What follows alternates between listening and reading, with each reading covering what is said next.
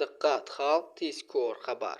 Bugun 30-iyul kuni payshanba kuni O'zbekiston bo'ylab kichik bulutli, quruq va ancha issiq ob-havo saqlanib qoladi. Hech qayerda yog'ingarchilik kutilmaydi. O'zgidromet ma'lumotlariga ko'ra, bugun harorat ko'rsatkichlari quyidagicha bo'ladi. Hududlar bo'yicha kunduzgi harorat. Toshkent shahri va markaziy viloyatlar kunduzi havo harorati +37 daraja +39 darajagacha ko'tariladi.